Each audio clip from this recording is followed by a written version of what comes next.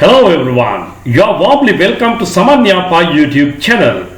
This is your favorite program, Davasakata Watava Katavata Ratava. අද දවසේ පාඩමෙන් මම ඔයාලට කියලා දෙන්නේ අපිට අත්‍යවශ්‍ය වෙන තවත් වාක්‍ය රටාවක් ගැන. මම තවම එයාට ඒ ගැන කියලා නැහැ. ඒගොල්ලෝ තාම ඇවිල්ලා නැහැ. අපි තවම ඒගොල්ලන්ට කියලා නැහැ. එයා තාම මට වචනයක් දීලා නැහැ.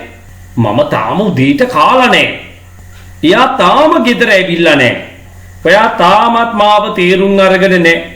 මෙන්න මේ වගේ අදහස් අපිට නිතර දෙවිල කියන්න සිද්ධ වෙනවා. ඒ නිසා අපි සෑම සියලු දිනාටම වටිනා මේ පාඩමේ මුල ඉඳන් අවසානයේ දක්වාම නරඹන්න ඕනේ. ඒ වගේම මගේ ඔන්ලයින් ක්ලාසස් ඒ වගේම නේවාසික පුහුණු කඳවුරු පිළිබඳව දැනගන්න මේ වීඩියෝව අවසානයේදී සවන් දෙන්න. මම තාම එයාට කියලා නැහැ. මම තාම එයාට කියලා නැහැ. I haven't told him, or else you can say her yet. I haven't told him yet. I haven't told her yet. මම තාම එයාට කියලා නැහැ. I haven't told him yet. ඒගොල්ලෝ තාම ඇවිල්ලා නැහැ. They haven't come yet. අපිට අවශ්‍ය නම් come වෙනුවට arrived පාවිච්චි කරන්න පුළුවන්. පැමිණෙනවා ළඟා වෙනවා කියන අර්ථ ගන්නට අපි come වෙනුවට arrive පාවිච්චි කරන්නත් පුළුවන්. They haven't come yet. They haven't arrived yet. ඒගොල්ලෝ තාම ඇවිල්ලා නැහැ. අපි තාම ඒගොල්ලන්ට කියලා නැහැ. We haven't told them yet. We haven't told them yet. සුපුරුදු විදියටම ඔයා කරන්නේ present perfect tense එක පාවිච්චි කරනවා negative form එකකින්. නැතාර්ථයෙන් present perfect පාවිච්චි කරනවා. ඒත් එක්කම yet කියන පදය අපි වාක්‍ය අවසානයේට යොදනවා. මෙන්න මේ වාගේ වාක්‍යවල නම් අගට yet කියලා යොදනවා. We haven't told them yet.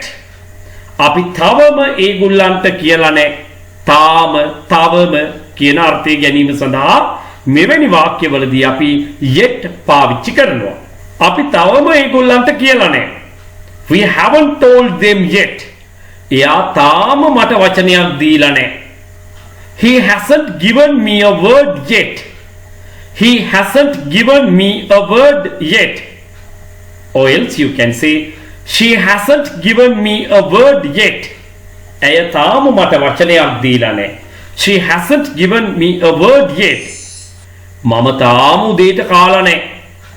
I haven't had my breakfast yet. I haven't had my breakfast yet. මම තාම උදේට කාලා නැහැ. I haven't had my breakfast yet. එයා තාම ගෙදර ඇවිල්ලා නැහැ. He hasn't come home yet. She hasn't come home yet.